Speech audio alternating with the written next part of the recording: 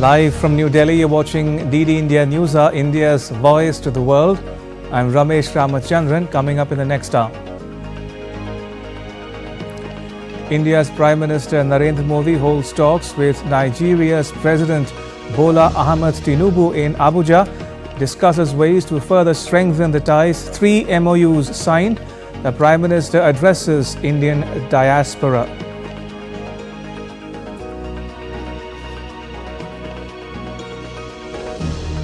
Nigeria confers the Grand Commander of the Order of the Niger on India's Prime Minister Narendra Modi. The Prime Minister dedicates the award to the people of India.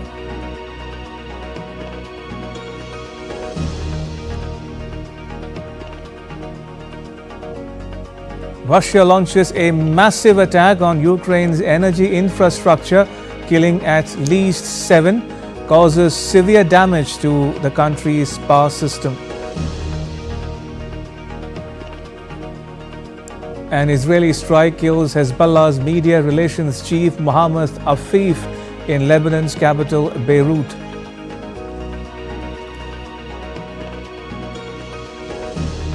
And Japanese troops to begin regular deployments in Australia as part of a military cooperation with Australia and the US.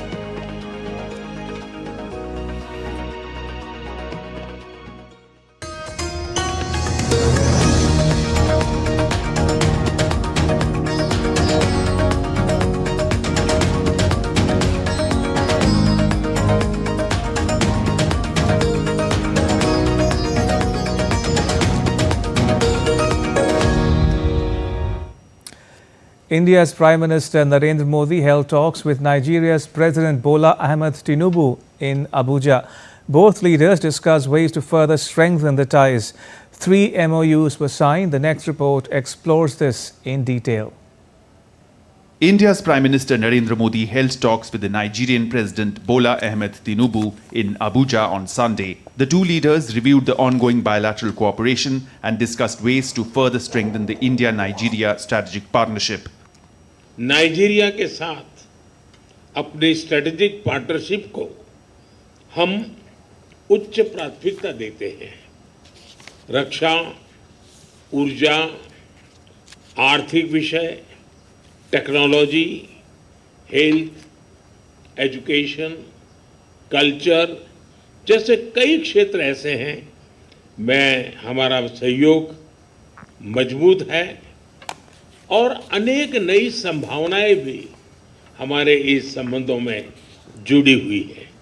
The two leaders also discussed global and regional issues. PM offered India's experience in agriculture, transportation, affordable medicine, renewable energy and digital transformation to Nigeria. The two leaders also discussed enhancing defense and security cooperation. They reaffirmed their commitment to jointly fighting terrorism, piracy and radicalization.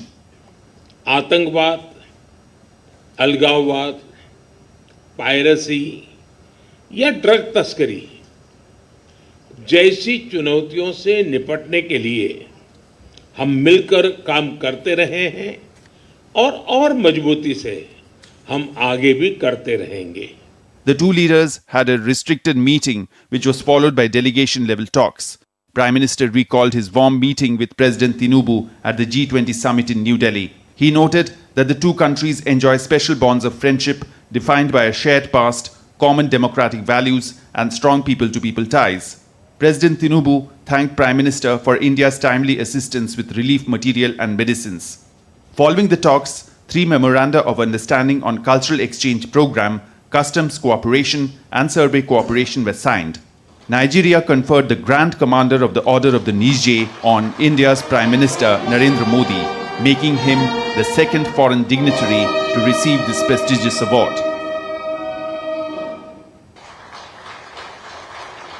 मैं इस सम्मान को विनम्रता और आदर भाव से स्वीकार करता हूं और इस सम्मान को 140 करोड़ भारतवासियों और भारत नाइजीरिया की गहरी मित्रता को समर्पित करता हूं। Earlier, upon arrival at the State House, Prime Minister was accorded a ceremonial welcome with a 21-gun salute.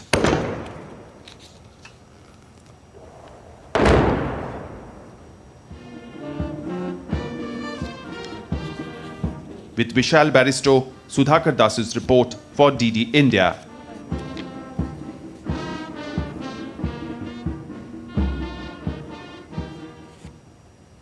Prime Minister Modi on Sunday addressed the Indian community in Nigeria during the first leg of his three-nation tour. The Prime Minister received a rousing welcome by the Indian diaspora at the community event in Abuja. In his interaction with the community, the Prime Minister hailed the values and unity of Indians abroad. भारतीय community Nigeria के विकास के लिए कंधे से कंधा मिलाकर चल रही है और यही तो भारत के लोगों की बहुत बड़ी ताकत है, भारत के लोगों के संस्कार है।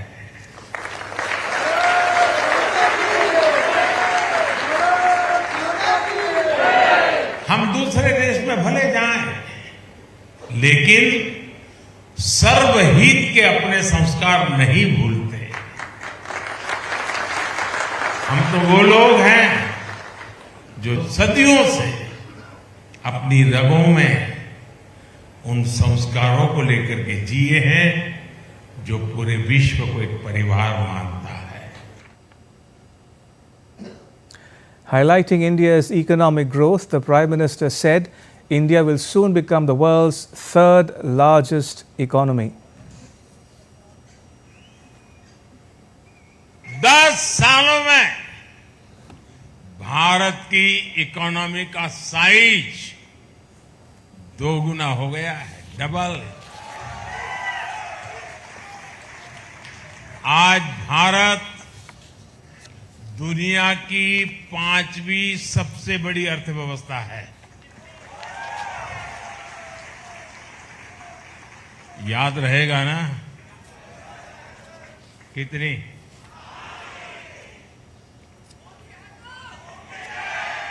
और वो दिन दूर नहीं जब भारत $5 ट्रिलियन की इकोनॉमी बन जाएगा, जब भारत दुनिया की तीसरी सबसे बड़ी इकोनॉमी बन जाएगा। Right, let me take you live to Abuja in Nigeria, where my colleague Vishal Baristo is standing by. Vishal, what were the takeaways from the Prime Minister's engagement with the Indian diaspora? What were they? How did they react to his speech? We teach them skills. That's one.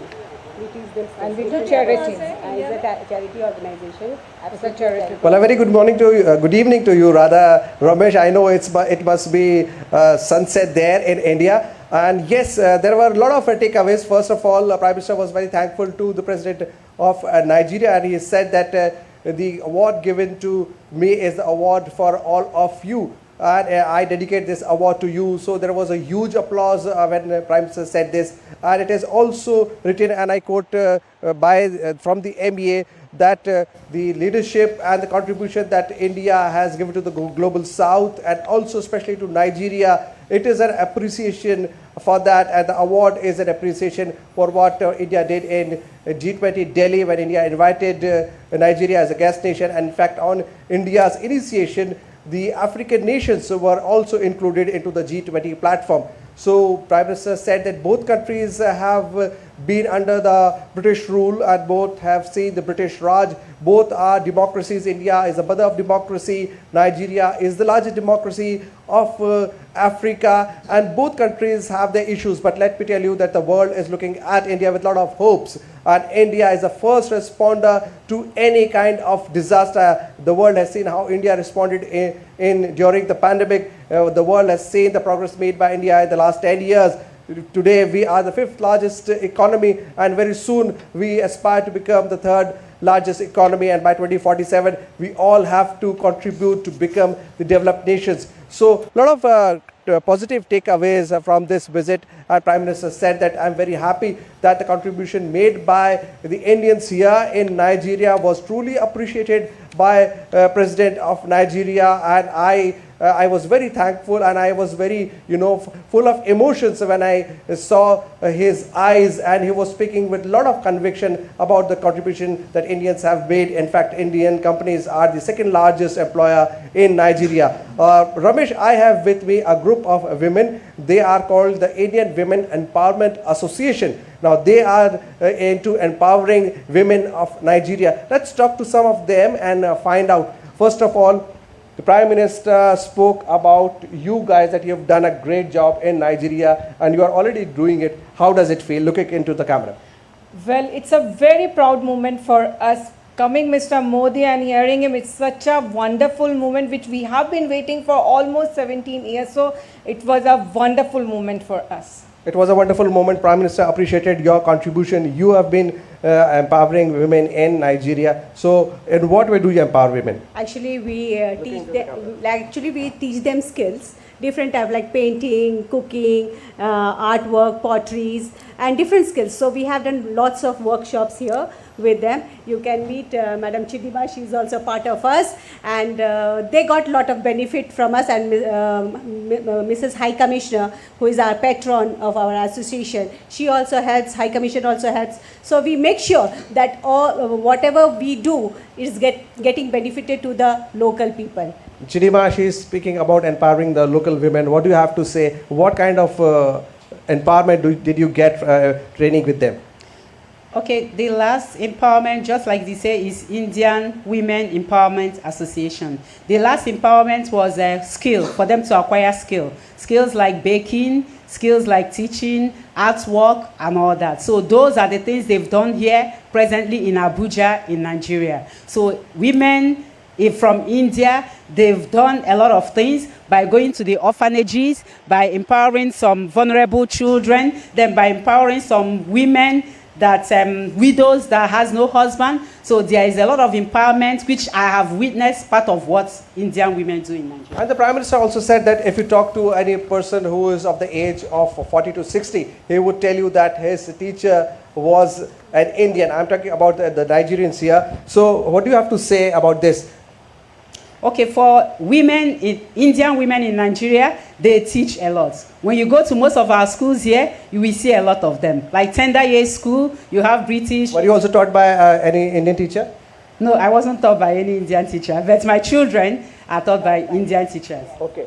Now, the Prime Minister also said that when India is making progress, it is not because of one person, but it is a collective approach, and it is because we have come out of our comfort zone. He's quoted the startups and the unicorns that India has now. Now, he also appreciated you guys that you have come out of your comfort zone and you've made a mark here in Nigeria. What do you have to say on that?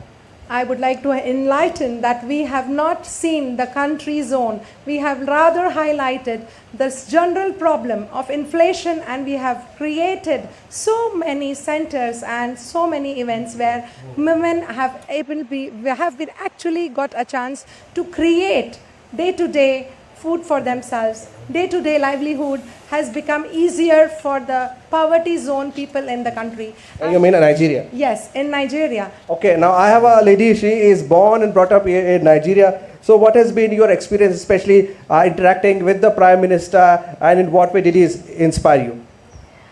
He was magical. His words, when they flowed, I felt like it was flowing through my veins. And every word he said was captivating, he was inspiring, and what he said about getting out of your comfort zone, it really rang a bell, because coming to Nigeria, there are a lot of things that pull you down. You know, India has also faced those challenges, and we have, You have overcome all those challenges. I have a youngster with me, please come forward. Today you met the Prime Minister, so how's the feeling as a youngster? Because today's, youngsters of the they are future of the country wherever they are. It was definitely a very surreal moment to see him and hear his words, and everything he said was just so inspiring and very captivating. He definitely knows how to give a speech and how to talk very well. And I feel like this is just an experience I'm going to remember for a very long time. Okay. Now let's talk to some more ladies also. Ramesh, give me some time. I know that I've been occupying you. When the Prime Minister said that Indians today are given a lot of respect when you go out. So do you agree with it, and how? And why? I am the live example. Nigerians, all Indian, fond of Nigerians. This is our second home. We are not feeling we are come here and make money. We are feeling this is our home, and they are giving us respect equally. And another thing about Nigeria, especially from our President Tinubu, he came from grassroots. So he knows the value of the food, education, and the empowerment. And Indians' contribution in Nigeria, we believe, are in dignity and integrity. When we are giving selfless. And good thing about Nigeria, you cultivate one seed, he is giving multiple. Well, absolutely. Now let's talk to one more lady. Prime Minister said that Indians are, are seen with a lot of respect because of the progress made by India during the last 10 years. Do you agree with that? Yes, I completely agree. Sorry, Mike. All right, let's cut to some latest visuals coming to you again from Abuja. These are the visuals of India's Prime Minister Narendra Modi leaving Nigeria for this next destination, that is Brazil, where he will attend the G20 summit.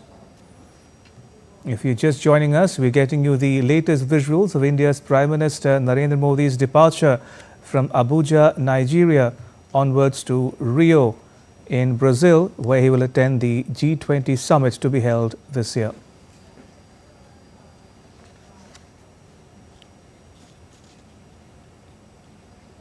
Remember, this is the first visit by an Indian Prime Minister to Nigeria in 17 years.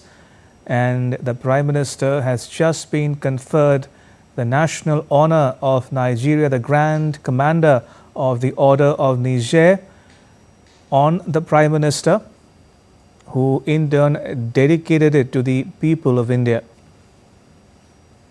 Earlier in the day, the Prime Minister held delegation-level talks with Nigeria's President Bola Ahmed Tinubu. 3 agreements were signed towards the end of those talks, and he rounded off his engagements by addressing the Indian diaspora in the city.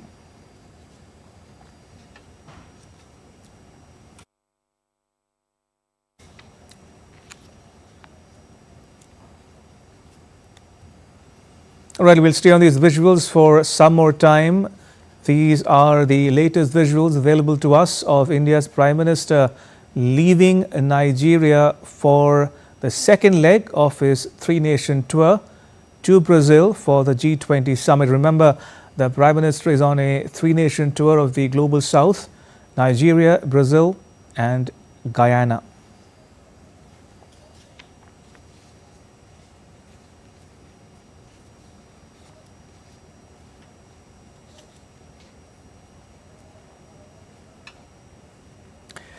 Now, India's Prime Minister Narendra Modi is only the second foreign leader to receive Nigeria's national award, the Grand Commander of the Order of the Niger. Queen Elizabeth of the UK is the only other foreign dignitary to have received it in 1969. Take a look at the foreign honours bestowed on India's Prime Minister Narendra Modi. India's Prime Minister, Narendra Modi, the visionary leader of the world's largest democracy, has been conferred Nigeria's Grand Commander of the Order of the Niger.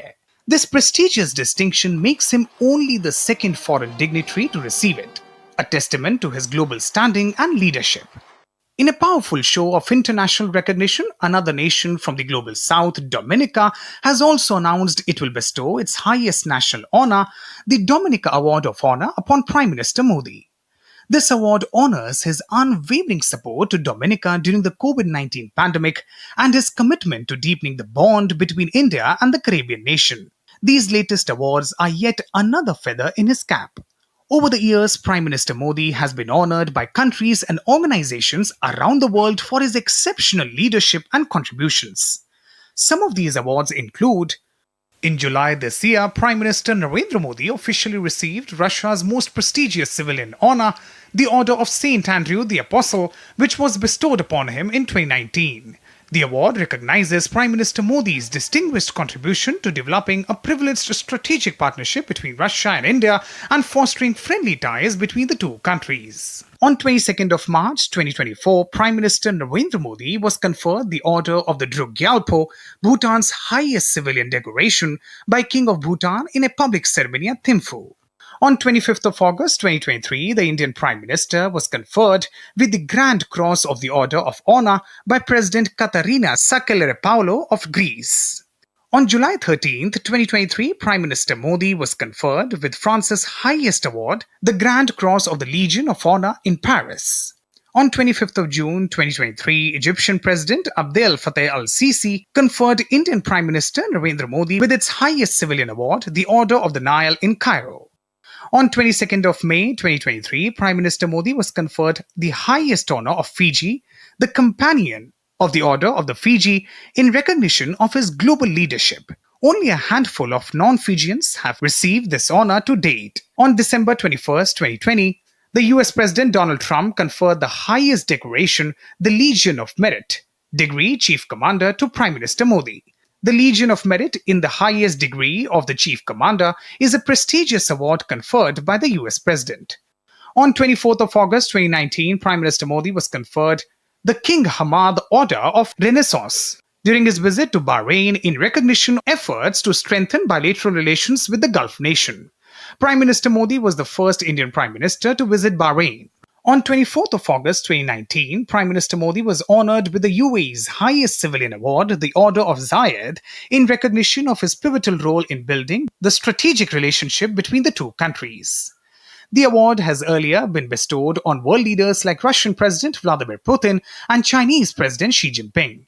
On June 8, 2019, Prime Minister Modi was conferred with the Maldives' highest honor, the Rule of Nishan Izzuddin, during a state visit to the country. The most honorable order of the distinguished Rule of Nishan Izzuddin is the Maldives' highest honor accorded to foreign dignitaries. On 10th of February 2018, Prime Minister Modi was conferred the Grand Collar of the State of Palestine, the highest Palestinian honor for foreign dignitaries. On 3rd of April 2016, during his visit to Saudi Arabia, Prime Minister Narendra Modi was conferred Saudi Arabia's highest civilian honor, Order of King Abdulaziz. Apart from the highest civilian honors, Prime Minister Modi has also been conferred with several awards by prestigious organizations across the globe. In 2019, Prime Minister Modi was conferred the Global Goalkeeper Award by the Bill and Melinda Gates Foundation for the Swachh Bharat Abhiyan. First ever Philip Kotler Presidential Award was given to Indian Prime Minister Narendra Modi in 2019. This award is offered annually to the leader of a nation. Indian Prime Minister Narendra Modi was conferred with the Champions of the Earth Award 2018 for policy leadership by UN Secretary General Antonio Guterres. Champions of the Earth is the highest UN honor in the field of environment. Indian Prime Minister Narendra Modi was conferred with the prestigious Seoul Peace Prize for 2018. The Indian Prime Minister Narendra Modi is a people's leader, dedicated to solving their problems and improving their well-being. Indian Prime Minister has ushered in a paradigm shift in governance that has led to inclusive, development-oriented, and corruption-free governance. With inputs from Fuzail Ahmed, Mihir Makri reporting for DD India.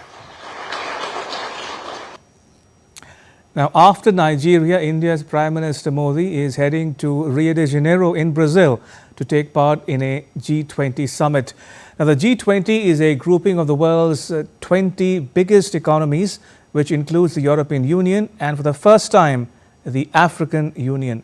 DD India's Gautam Roy gets you more.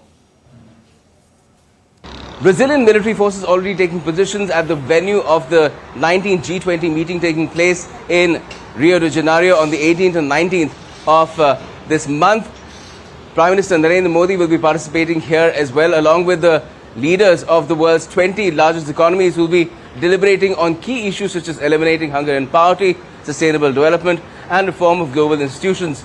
There will be a lot of focus on how to further increase the growth of these economies as well, and global growth too, because that is connected with a lot of problems and challenges that really confront the world apart from the conflicts in both Ukraine and Gaza.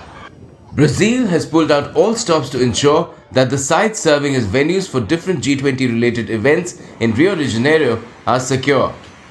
Be it land, sea or air, Brazilian Army, Navy and Air Force, in collaboration with the state government, municipal authorities, various agencies and public security organizations have all been brought to muster.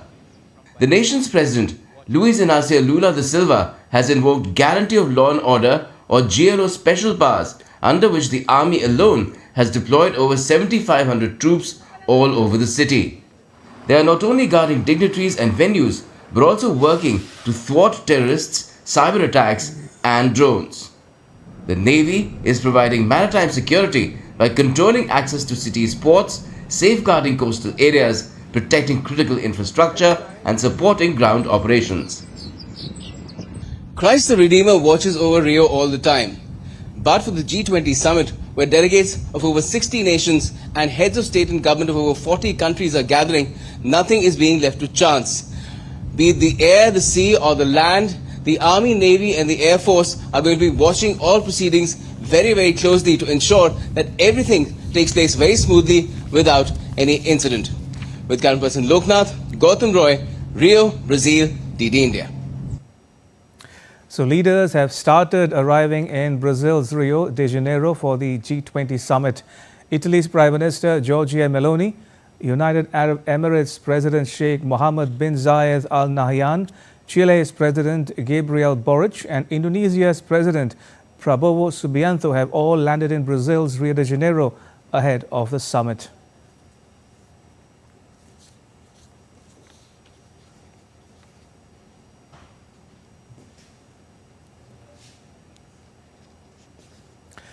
Right, moving on, the defense ministers of Australia, Japan and the US held a trilateral defense ministers meeting in Darwin, Australia on Sunday. Australia's defense minister announced that Japanese troops will be regularly deployed to northern Australia. And in a significant show of unity, they also acknowledged India's leadership role in maritime surveillance in the Indo-Pacific. Australia's Defence Minister Richard Marles hosted the US Defence Secretary Lloyd Austin and Japan's Defence Minister General Nakatani for the 14th Trilateral Ministers meeting on Sunday. Through this 14th meeting, the three nations affirmed the longevity and enduring commitment of their defence partnership. During the meeting, Australian Defence Minister Richard Marles announced that Japanese troops will be regularly deployed to northern Australia. Today we are announcing that there will be regular deployments of Japan's Amphibious Rapid Deployment Brigade to Australia. And that will have a particular focus on cooperating with the Australian Defence Force and the United States Marines when they are here as part of the Marine rotation. While US Defence Chief Lloyd Austin was proud of what his office had done to strengthen alliances in the Indo-Pacific region. I would say I'm really proud of the things that this administration has accomplished over the last 4 years in terms of what we've done in this region to strengthen alliances and to work with countries that share the vision of a free and open Indo-Pacific.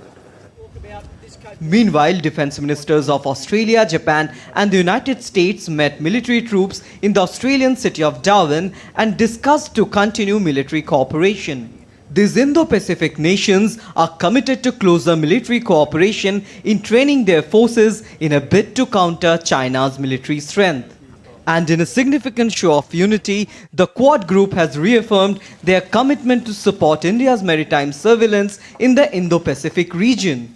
The Quad, comprising the US, Japan, India and Australia, has committed to implementing the Maritime Initiative for Training in the Indo-Pacific, MED3, to enhance monitoring, law enforcement and deterrence of unlawful activities in the region. Aman Kumar Himanshu's report for DD India. To West Asia now, an Israeli strike on a building in a densely populated district of Lebanon's capital Beirut on Sunday killed Hezbollah's media relations chief Mohammad Afif. This according to two Lebanese security sources, although there was no immediate confirmation from Hezbollah. The Israeli military declined to comment in response to questions from Reuters news agency. There was no evacuation order for the area published on the Israeli military spokesperson's account on social media platform X before the strike. From one conflict to another, Russia unleashed its largest airstrike on Ukraine in almost 3 months on Sunday, launching 120 missiles and 90 drones that killed at least 7 people and caused severe damage to the power system. The strikes, which caused numerous spark outages, came at a time when the looming U.S. presidency of Donald Trump, who has pledged to end the war without saying how, has raised this prospect of a push for negotiations.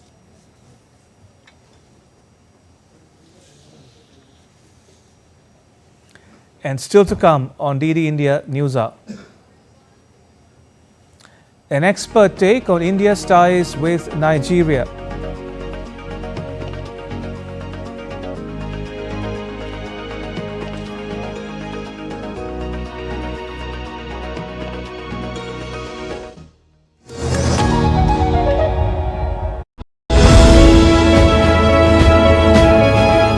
G20 meeting taking place in Rio on the 18th and 19th of this month.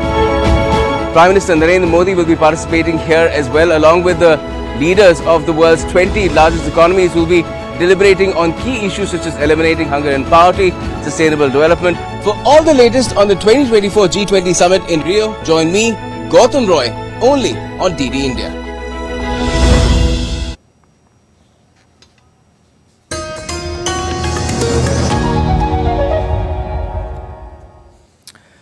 Welcome back. Nigeria's President Tinubu appreciated India's efforts to highlight the concerns of developing countries through the Voice of Global South summits.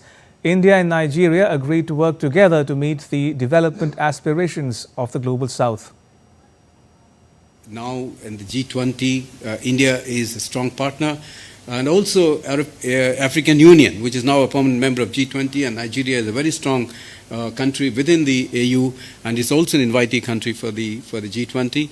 Also, Nigeria, given that it's become a partner country in the BRICS, in different ways, both India and Nigeria can take up the agenda of development and put it in the center of the global discourse. There also, through the Voice of the Global South, Nigeria has actively participated in the Voice of the Global South summit that India has organized, and Prime Minister leadership took the lead in that. During the meeting, India's Prime Minister Narendra Modi and Nigerian President Bola Ahmed Tinubu also discussed cooperation in energy sector. Some Indian companies are already working on the CNG areas, which is the focus area of the President also. There are companies which are working in CNG's citywide network, as well as setting up the outlets for CNG over here. CNG kits CNG kits are being also sent over here so that it can be put in the cars and vehicles to use the CNG.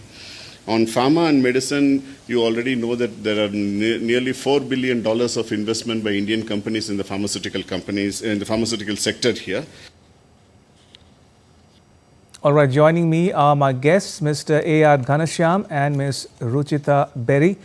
Mr. Ghanashyam is a former Indian High Commissioner to Nigeria, and Ms. Berry is a senior fellow at Vivekananda International Foundation in New Delhi. High Commissioner Ghanashyam, Ms. Berry, welcome to DD India. To you first, High Commissioner, what can you tell us about the Indian diaspora in Nigeria in terms of its population and contributions to strengthening India-Nigeria relations? Well, at the outset, I must say that the diaspora in Nigeria plays a very important part. And for India itself, the biggest contribution of an NRI was none other than Mahatma Gandhi himself. He came to India on 10th of January 1915, and that is the day on which we have this Pravasi Bharat. Now, when relationships between nations are analyzed, they are analyzed at three levels: leader to leader, institution to institution, that is government to government, university to university, and television station to television station, business to business, colleges to colleges. Every institution tries to get in touch with its counterpart in the other country. That is the second level. And the third level is people to people relationships. These are the three relationships on which the relationship is built, and one level plays with the other and interacts with the others. When a prime minister or a leader of a country goes to another country, he creates a capital for the diaspora to contribute more than what they are already doing. It's a kind of a fixed deposit for the diaspora. The profile of the diaspora in that country increases, and the respect which that country's nationals and that country's government, that country's leaders give to the nationals of India increases, and acceptability and then respect goes up. Because of that, the contribution automatically will go up. The business corporation from India goes to meet the industry minister in Nigeria after the prime minister's visit. He will be received far more warmly and much more forthcomingly in Nigeria. That is the contribution of diaspora. They are the bridge between the host country and the guest country. They play a very prominent role in the building of bridges between the two countries. Indeed, a living bridge, as some call it. Ms. Berry, coming to you now, what did you make of Prime Minister Modi's talks with President Tinubu, both in terms of optics and outcomes? I think they were very important. These are two countries which are one of the largest democracy in the world and one of the largest democracy in Africa, getting together to discuss their bilateral relations, also cooperation within the global south. So in terms of bilateral relations, I think there are four areas which were highlighted.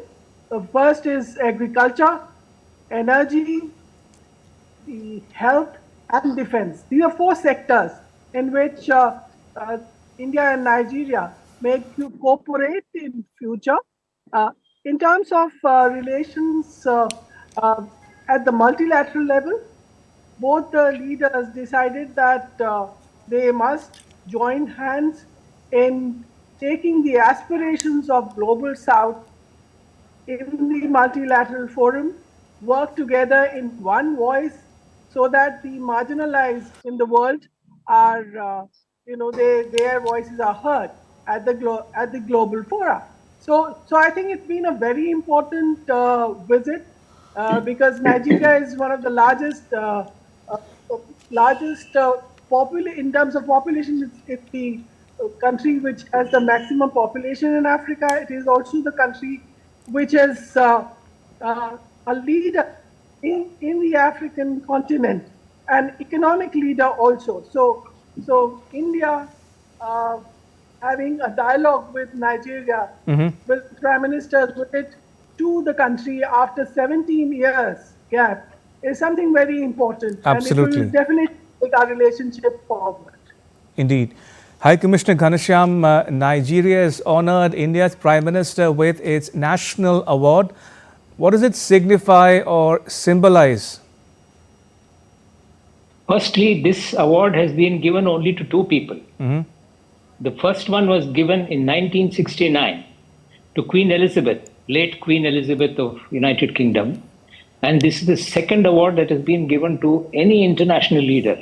That itself is justification enough to give the kind of importance which Nigeria has accorded to India. It's a great honor. And the Prime Minister was very humble in saying that honor belongs to 1,450 million people in India. That was generosity. And the fact that this kind of an award has not been given to any other country. We are the second after the Queen of England, late Queen of England. So there couldn't be anything which is less important than that. It is something like Nelson Mandela getting Bharat Ratna when he came to India. So it's a rare honor and an extremely distinguished honor for any visiting leader to Nigeria And I think we should be extremely grateful to Nigeria for giving us this enormous honor.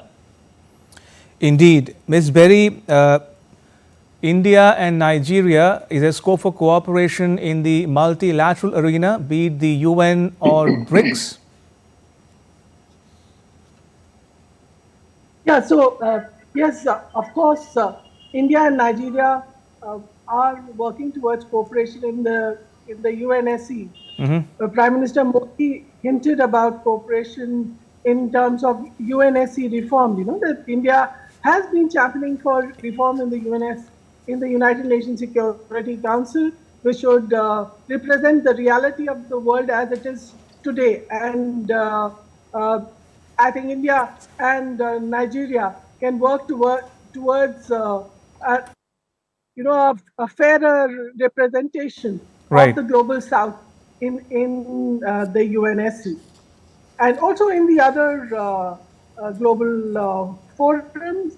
There should be greater representation, and India has worked towards this field. In the last G20 summit, India got African Union in the G20. So I think India is for the Africans. India has always spoken for the African countries in various forums, and India and Nigeria can work together to take this sentiment forward. High Commissioner Ghanshyam, coming back to India-Nigeria bilateral ties, do you think there is scope for doing more in terms of, one, energy security, oil and gas in particular, number one; number two, counter-terrorism, combating terrorism, combating separatism, given the fact that both India and Nigeria are victims of terror groups, including, for instance, Boko Haram in Nigeria; third, food security, agriculture in particular; and last but not the least, digital economy or digital connectivity? The first point that you mentioned was agriculture. Now, in agriculture, if you see the statistics, the Nigerian country, the Nigerian nation, is only 3% of the landmass of Africa. But it holds 16% of the population of Africa, and it accounts for 17% of the purchase power parity GDP of Africa, and it has 33% of the arable land of Africa. It's the largest. There are something like 34 million hectares of agricultural land in Nigeria, which is the highest in Africa as a whole. Although it has got only 1 million square kilometers of land, which is 3% of Africa, it holds so much of land. And there is enormous scope there, because if there is one country which can be considered as an expert country in agriculture, it is India. So that's an area in which Nigeria would be very happy to cooperate with us. And I still remember that when I was High Commissioner, they were shifting from rice import from India to rice growing in Nigeria. And when the leaders in Nigeria used to tell me that, your exports of Indian rice is coming down, I used to tell them, thank you very much, Excellency. Now you have upgraded us in our export, because we are now exporting rice milling machinery to Nigeria rather than rice export. And then when it comes to the food security issue, if there is one country in Africa which has got enormous land, which is 17% of the arable land of the whole continent, is in Nigeria. And they are certainly going to be expert partners and very useful partners and very attractive partners for India for food security for both countries. And in the case of military cooperation, I distinctly remember the Nigerian leaders saying, if there is a country which has the knowledge and the experience of dealing with insurgents, it is India, because we have been doing it for 30 years, 40 years, all our independent life. And there are very close connections between the defense forces of India and the defense forces of Nigeria.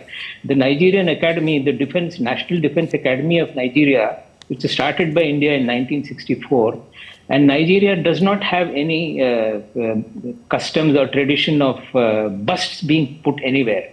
But the National Defense Academy in Kaduna has the bust of Brigadier M.R. Verma, the first commandant of the Nigerian National Defense Academy of Nigeria.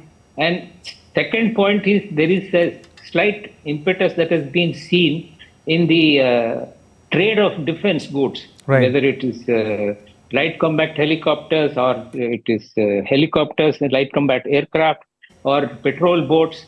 There is a demand for these goods, and we may not be selling lethal weapons, but then we are certainly going to give a lot of hardware and software, which is very useful, and Nigeria would be more than welcoming in that field.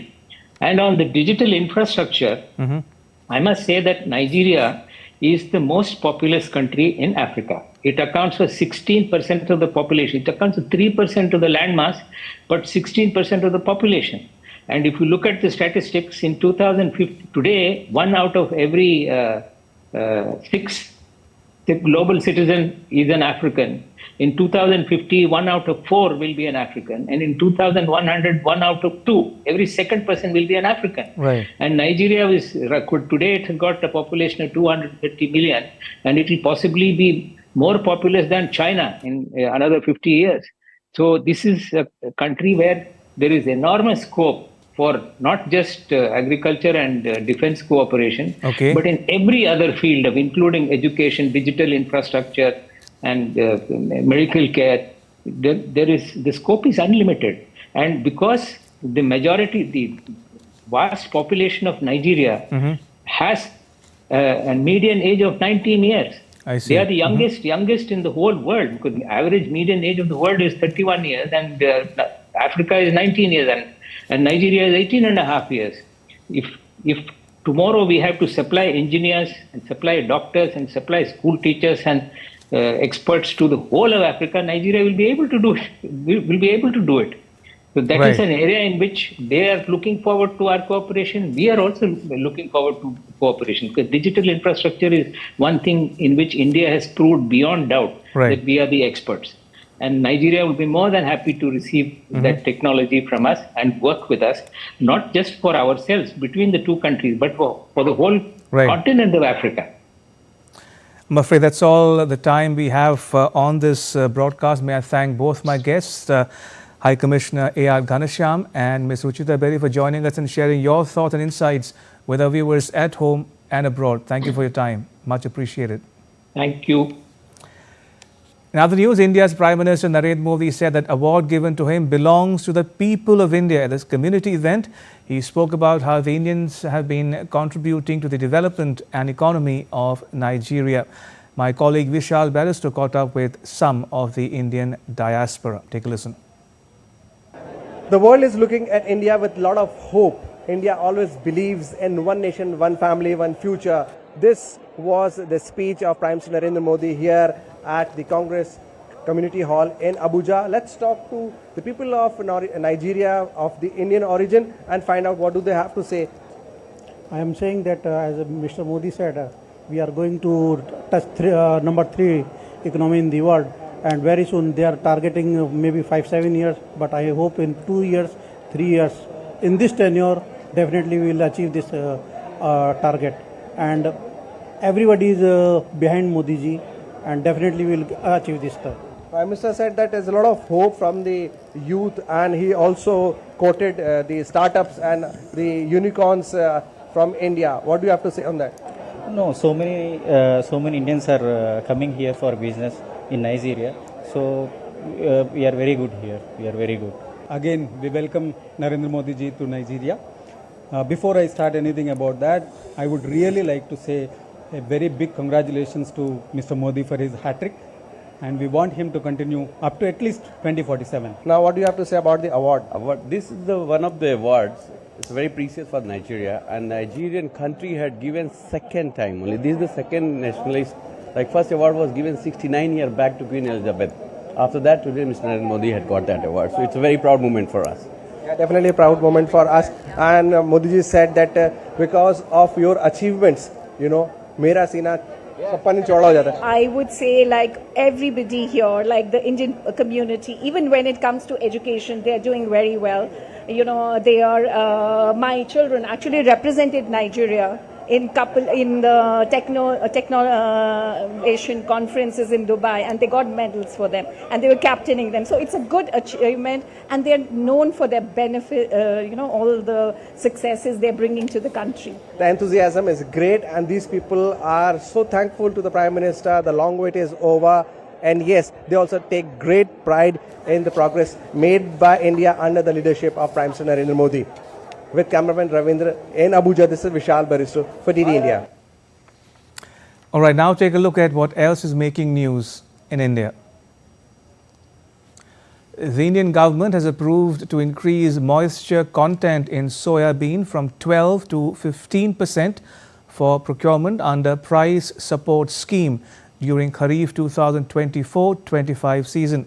This decision will help farmers to facilitate the sale of soya bean at minimum support price. The India Meteorological Department predicted heavy rainfall with thunderstorms and lightning in southern parts of the country.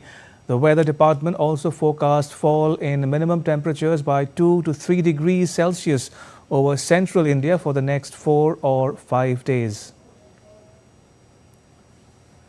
Indian filmmaker Ashutosh Gowarikar has been appointed as the chairperson of the international jury for the 2024 International Film Festival of India. The film festival will be held in Goa from the 20th to the 28th of November. In some other news, as India's Prime Minister Narendra Modi heads to Brazil's Rio for the G20 summit, there are many ties that bind India and Brazil together in friendship and partnership, ranging from the strategic to the cultural spheres. The people-to-people connect has also been long and enduring. It's growing day by day, and nothing illustrates this better than a unique father and son duo. The father is Brazilian, while the son is Indian. DD India's Gautam Roy spoke to them. There are many ties that bind India and Brazil together, but this is a unique story indeed, where we have a Brazilian father and an Indian adopted son. We have with us Dr. Rubens Belfort. He's a well-known eye surgeon, awarded internationally as well, and his son Om Bashway is also with us. Just tell us quickly, how did this happen? So 12 years ago, I was in India for a conference, medical conference in ophthalmology, and our friends introduced the families a long time ago. So when I went to visit his father and his mother, we ended up becoming friends, and that's 12 years ago. And after that, Om wanted to come to Brazil. He's been to Brazil more than 18 times. And during COVID, he was locked down with us here. He came, and COVID hit, and he was stuck with us in Brazil. And from that situation, the love just grew. And I can say it's a love story between Brazil and India. And our family finally decided to adopt Om. He's legally adopted, so the families are together. And he's finishing his second university in India. And we're really happy to be here to host Prime Minister Modi for G20. We're really, really grateful for his visit. And again, I'm very happy to have Om as part of our family. Mm-hmm. And Om, your father, of course, is there in India. So you refer to Dr. Belfort as your brother, your elder brother. Yes, I treat him as my elder brother. And I have two families. One family in India, one family is here. So I'm so pleasure and great to be here, and with the Brazilian family and Indian family. Mm-hmm. And you've been to India several times yourself. You've taught there. Tell us more about it, and do you plan to take it forward in some manner after you've met Prime Minister Modi, if you get the chance? Well, for me, it would be an honor. I've been to India 35 times. So we try very hard to make the relationships between India and Brazil as bigger as possible in ophthalmology. So I've been to LV Prasad in Hyderabad and other eye institutions in Delhi as well, in Varanasi. So we have projects going on together. Thank you for speaking to us. Well, there you have it. That's how unique stories also come about when it comes to friendship between two countries like India and Brazil. And this partnership, well, it's expected that it will flourish even more in the coming days. With camera person Lokanath, this is Gautam Roy in Rio for DD India. Moving on, India will continue to seek a stable, positive and constructive relationship with Bangladesh, in which people of both countries are the main stakeholders. While addressing the Bay of Bengal conversation, Indian High Commissioner to Bangladesh, Pranay Verma said that India takes a long-term view of its relations with Bangladesh and believes that the peace, security, progress and prosperity of the two countries are interlinked. He underlined the continued progress in trade, transport and energy connectivity, besides people-to-people engagements, as a reflection of multifaceted ties in which the reality of our interdependence and mutual benefit will keep reasserting itself regardless of political changes.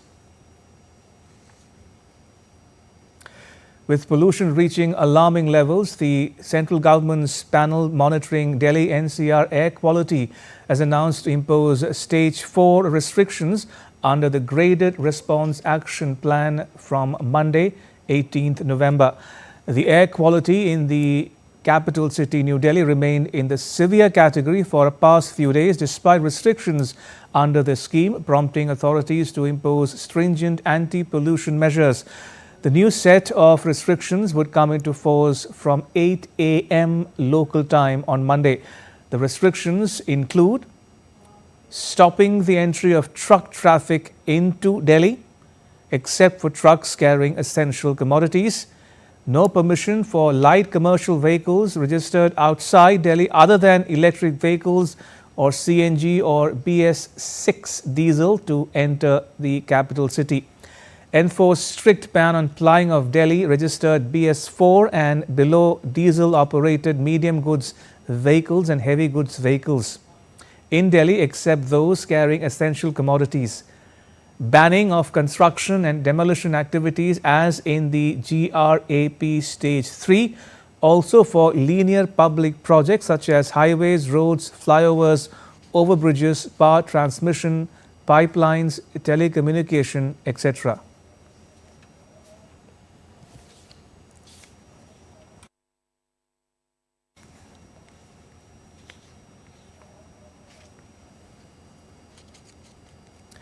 In sports news, five-time world champion Magnus Carlson continued his domination at the Tata Steel Chess 2024 in Kolkata as he clinched the blitz title with a round to spare. Now, this comes after he came out on top and won the rapid title on Friday. The Norwegian Grandmaster beat Vincent Keymer and Daniel Dubov to make sure the rapid title was his with a round to spare. Earlier, Indian chess player Arjun Erigesi had stunned Carlson to a rare defeat during the championship. Erigesi checkmated Carlson in just 20 moves to hand him his first defeat in the tournament. Assam's age-long traditional Ras Mahotsav are a celebration of Seva, Ekta and Bhakti. Here are the visuals from Ras Mahotsav, which brings together people from all walks of life to Namghars, Satras and Mandirs to catch a glimpse of the Ras festivities and pay obeisance to Lord Krishna. Assam Chief Minister shared highlights from across the length and breadth of the state.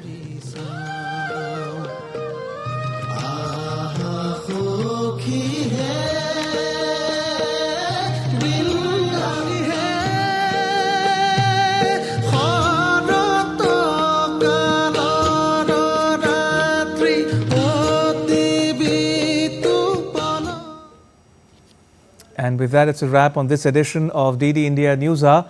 You can get all the latest news and updates on the DD India mobile app. It's available on Android and iOS platforms. You can scan the QR code on the screen to download it. Let us know your thoughts on the news of the day. You can connect with us on Facebook, X and Instagram. You can also check out our website ddindia.co.in.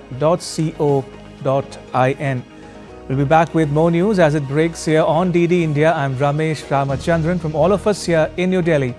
Thanks for watching DD India News Hour.